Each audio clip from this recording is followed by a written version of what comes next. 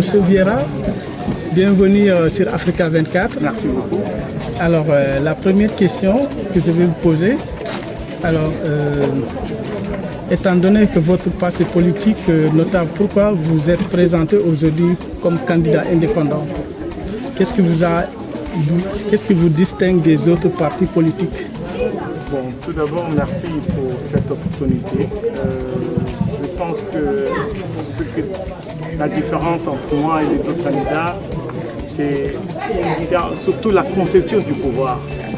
Je pense qu'il faut dialoguer avec les gens. Il faut travailler pour la paix et la stabilité au pays. Pas continuer dans la façon de faire la politique politicienne, comme les gens font ici en Guinée-Bissau et peut-être ailleurs.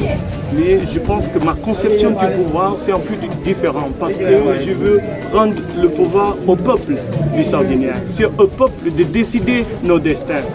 C'est pour cela que je pense que le premier pas que je vais donner en tant que président de la République, c'est d'organiser une conférence nationale pour la réconciliation nationale, pour l'unité nationale, pour la paix et la stabilité du pays. C'est ça ma vision. Alors, donc, le pays souffre d'une instabilité économique. Quel est votre plan concret pour diversifier l'économie au-delà du cajou aussi et attirer des investissements étrangers? Écoutez, la Guinée-Bissau, c'est un pays très riche au niveau des ressources naturelles. Malgré le fait qu'on continue pauvre du point de vue de produits intérieurs bruts, mais il faut soulever le fait qu'on a des ressources telles que la bauxite, le phosphate, on a du bois, on a du poisson, on a du tourisme, des conditions naturelles que Dieu nous a données. Il va falloir vraiment mettre tout ça en valeur. Ce sont les moteurs de l'économie. Donc ma vision, c'est de mettre tout ça en valeur pour que ça puisse être au profit de la population bissau-guinéenne. Alors, l'instabilité politico-militaire a longtemps freiné le pays. Quelles réformes institutionnelles ou sécuritaires proposez-vous pour garantir la stabilité pérenne du pays? D'abord, il faut dire la vérité aux Bissau-Guinéens. Il faut parler, il faut dire les choses telles qu'elles sont, n'est-ce pas? Vraiment, il faut qu'on parle avec les gens, les différents secteurs de la société qui comprennent qu'il va falloir faire des réformes. Ce sont des réformes profondes pour qu'on puisse faire sortir de la Guinée-Bissau, de la pauvreté, de la situation difficile qu'elle se trouve. Donc il va falloir, comme je vous ai dit, entamer un dialogue national permanent entre tous les acteurs politiques, avec tous les acteurs politiques. Alors vous êtes entouré de jeunes, donc on va parler de jeunesse et éducation. Comment comptez-vous résoudre l'épineux problème du chômage des jeunes, de la faible qualité de l'éducation et la formation professionnelle? Écoutez, la jeunesse représente 65% de la population. Avec toutes ces jeunesses-là, j'ai déjà gagné les élections. Je n'ai pas de doute que le 23 novembre, je serai élu président de la République. Mais il faut continuer à dire que la jeunesse, c'est l'avenir. Non, la jeunesse, c'est maintenant, c'est aujourd'hui. Donc il faut résoudre leurs problèmes aujourd'hui. Et moi, je suis un homme concret, des choses concrètes. Et vraiment, je pense qu'il va falloir qu'on mette l'accent sur l'éducation, la formation des gens, pour qu'ils puissent regarder la Guinée-Bissau comme un pays où ils peuvent vivre et peuvent réussir. Alors, sur le plan des infrastructures, si vous êtes élu président, quel serait le premier grand chantier d'infrastructure, route, énergie, eau, que vous lancerez pour désenclaver le pays et soutenir le développement? Écoutez, on est entouré par le Sénégal au nord et par la Guinée-Conakry au sud. Il va falloir faire des chantiers pour approcher nos deux pays et les pays pour renforcer l'intégration régionale. Donc je pense qu'il va falloir le travail, les chantiers jusqu'à la frontière avec la Guinée-Conakry et des autres frontières avec le Sénégal, mais il y a aussi des ponts qu'on doit construire en Guinée-Bissau Donc on aura un programme avec, parce qu'on va travailler avec le gouvernement. Il faut soulever le fait que la Guinée-Bissau a un système un peu différent des autres pays francophones du point de vue des systèmes de pouvoir. Il y a le président de la République qui a certains pouvoirs, il y a aussi le Premier ministre.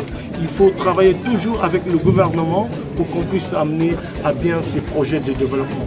Alors, sur le point social, la santé, quelle est la mesure phare de votre programme social pour l'amélioration de l'accès aux soins de santé aux populations? Bon, je pense que j'ai eu la chance de le dire après plusieurs reprises que mon souhait, c'est que la santé, de promouvoir la santé au niveau national. C'est-à-dire qu'il faut que tous les Bissau-Guinéens aient accès aux services médicaux, aux services de santé.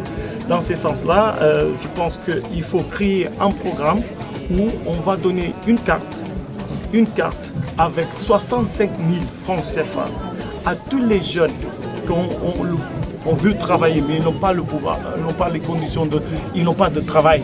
Et les femmes, c'est le gouvernement qui va créer ce programme-là pour donner 65 000 francs à chaque Bissau-Guinéen qui veut en fait avoir accès aux services de santé. Mais là, je sais comment vous allez me demander, mais alors comment vous allez financer ça? Écoutez, les politiciens, ils reçoivent beaucoup d'argent avec les subsides. Pour aller en voyage, les indemnités de voyage, ils dépensent beaucoup d'argent pour l'État. Donc il faut couper cela.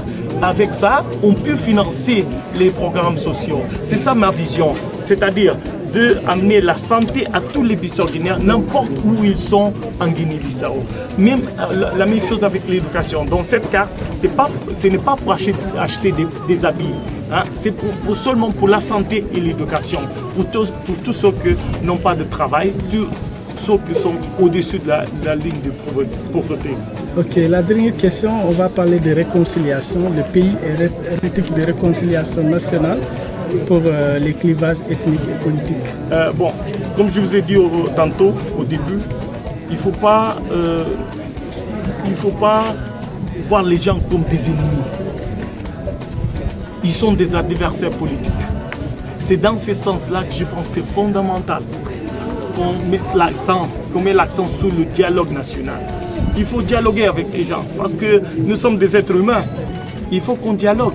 C'est dans ce sens-là que je pense conduire un programme de réconciliation nationale à travers le dialogue national. Dialoguer sans cesser. Merci beaucoup. Votre dernier mot, le message que vous lancez à la jeunesse bissau-guinéenne. Le message, c'est pour la jeunesse, c'est pour les femmes. On peut faire la Guinée-Bissau, les Caraïbes de l'Afrique de l'Ouest. C'est ça que je veux faire. Je veux transformer la Guinée-Bissau, rendre la Guinée-Bissau les Caraïbes de l'Afrique de l'Ouest. Et ça, c'est possible parce qu'on a des îles, on a des potentialités. Donc il va falloir vraiment mettre toutes ces potentialités en valeur, amener des partenaires sérieux, des gens sérieux qui peuvent nous aider à faire toutes ces réformes sur notre programme de développement. Merci beaucoup. Merci.